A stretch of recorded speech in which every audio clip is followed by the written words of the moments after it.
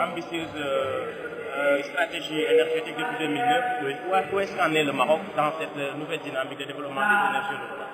Comme vous le savez, il y a une stratégie pour les énergies renouvelables et une stratégie pour les friches énergétiques. Dans le domaine des friches énergétiques, nous sommes dans un projet aujourd'hui que nous signons convention avérée et autoroute du Maroc parce que tous les secteurs sont concernés.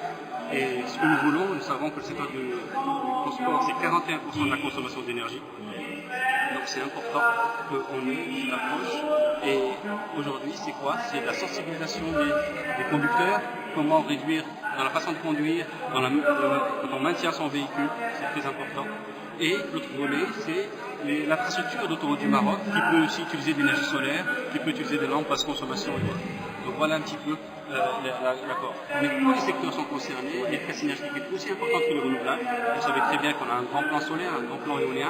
Il y a aussi toutes les petites applications qui, généralisées, feront des économies et feront l'utilisation aussi des énergies renouvelables. On voit qu'il y a beaucoup d'organismes créés, l'ADRE, l'IRESEN. En quoi la création de l'ADRE concrètement a été une valeur ajoutée dans cette nouvelle dynamique du Maroc concernant les énergies renouvelables? L'ADRE a aujourd'hui un rôle développement. Et il y a les grands projets, comme je disais, avec Maden pour le plan solaire, avec l'ONE pour le plan éolien, avec des projets privés.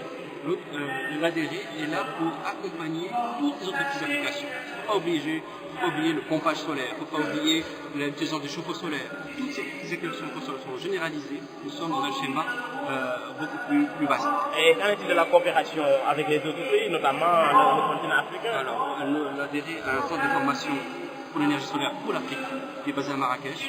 Aujourd'hui, plusieurs pays africains, et j'étais il n'y a pas longtemps à Dakar pour signer une convention avec l'agence sénégalaise qui se met en place. Nous accompagnons les autres pays africains dans ce domaine et nous espérons aussi former et développer. Nous sommes ici dans un salon du solaire. Vous voyez toutes les petites entreprises.